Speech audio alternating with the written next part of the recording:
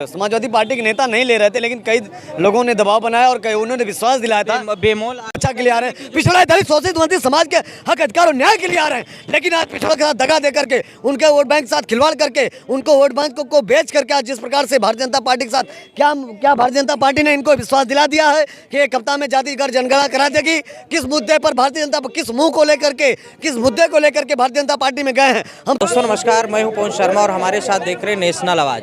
आज जो है दारा सिंह चौहान जो है भाजपा में पुनः शामिल हो गए हैं। हम जानेंगे कि दारा सिंह चौहान को ऐसी कौन सा लॉलीपॉप मिल गया है या क्या मिल गया है, और अखिलेश यादव में क्या ऐसे कांटे लगे हुए हैं कि उनके साथी छोड़ करके बीजेपी में जा रहे हैं। क्योंकि पहले दारा सिंह चौहान सपा में गए थे, ओम प्रकाश राजभर भी सपा में थे।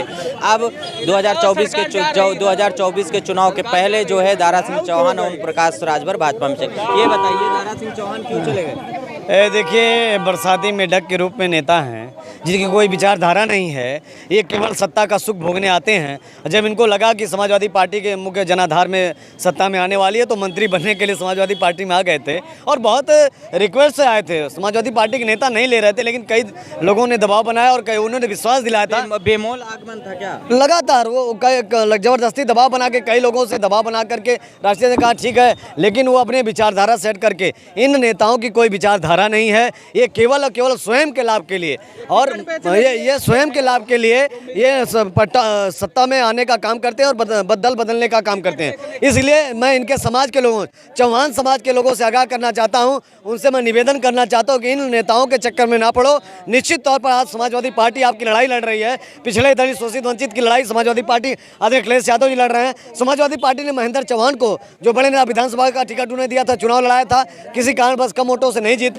महेंद्र चौहान को पिछड़ा वर्ग का प्रदेश महामंत्री बनाने का काम किया। महेंद्र चौहान को अपना नेता मान करके पूर्वांचल के चौहान समाज के जितने भी वोटर्स हैं, सम्मानित जनता, उनसे मैं निवेदन करना चाहता हूं कि आप समाजवादी पार्टी के साथ आइए और आने वाले 2024 के जो लोकसभा, देश के पंचायत का सबसे बड़ा चुनाव लोकसभा का है, उसमें आप समाजवादी पार्टी का साथ दीजिए। और निश्चित तौर पर जब समाजवादी पार्टी की अधिक सीटें जीतेंगी यहाँ से और तमाम गठबंधन दल की अन्य प्रदेशों की सीटें जीतेंगी तो 2024 में भारतीय जनता पार्टी का सत्ता पलट होगा। जी, ये बताइए कि ओम प्रकाश राजभर और इनके दारा सिंह चौहान के जाने से सपा पे क्या फर्क पड़ रहा है? कोई फर्क नहीं पड़ने वाला, केवल वन मैन आर्मी ये लोग थे, इनका ही केवल स्वयं का लाभ था। आदरणीय अखिलेश यादव जी से किसी तरह से आ गए और जबरदस्ती इनको लिया गया था, लेने का विचार नहीं था, लेकिन इन्होंने विश्वास दिलाया था कि हम लोकतंत्र की लड़ाई सुनिए, ये केवल लोकतंत्र की बात पर राष्ट्रीय दिन लिया कि दो लोकतंत्र की रक्षा के लिए आ रहे हैं, संविधान की सुरक्षा के लिए आ रहे हैं, पिछड़ा दलित शोषित वंचित समाज के हक अधिकार और न्याय के लिए आ रहे हैं। लेकिन आज पिछड़ों के साथ दगा दे करके, उनके वोट बैंक के साथ खिलवाड़ करके, उनको वोट बैंक को बेच करके आज जिस प्रकार से भारतीय जनता पार्टी के साथ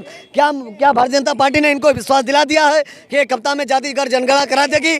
किस मुद्दे पर भारतीय जनता, किस मुंह को लेकर के, किस मुद्दे को लेकर के भारतीय जनता पार्टी में गए हैं। हम तो सवाल करते हैं राजभर जी से, बताओ क्या आपके बेटे का सौदा हो गया क्या राजभर बनने और राज्यसभा सांसद बनने का? बेटे को सेटल करने, निश्चित तौर पर एमएलसी या राज्यसभा बनाने के लिए और अपने मंत्री बनने के लिए वो केवल स्वयं को, अपने परिवार और अपने लाभ के लिए भारतीय जनता पार्टी में शामिल हुए हैं। वो तो ये कह रहे हैं कि हमें सत्ता का लालच नहीं है, बीजेपी ने मेरी बात नहीं मानी, तो विपक्ष में रहकर लाठी क्यों नहीं खा रहे हैं?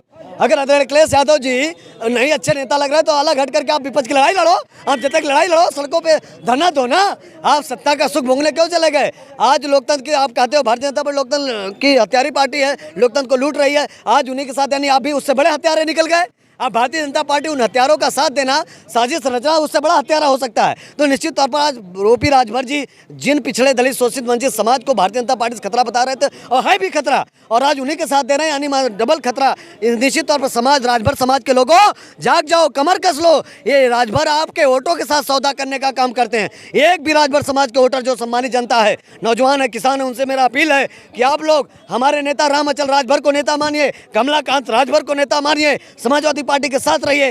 वो ओपी राजभर केवल अपने स्वयं राजनीतिक लाभ के लिए ये दल बदलने का काम करते हैं। ऐसे दल बदलू का साथ मत दीजिए, और अगर कोई आपकी लड़ाई लड़ रहा है तो समाजवादी पार्टी आपकी लड़ाई लड़ने का काम करे। आदरणीय अखिलेश यादव जी आपकी लड़ाई लड़। ये बताइए इन दोनों लोगों को अखिलेश यादव संभाल क्यों नहीं पाए? संभालने की बात नहीं, इनको जगह जिसे एसी का, जो आदरणीय अखिलेश यादव का एसी की बात कहते थे, उनको एसी का लगता है सुख मिल गया है और लगातार एसी में रहना चाहते हैं, लगातार भोग करना चाहते हैं, सत्ता का भोग और भोग करना चुके राजभर जी और चौहान जी।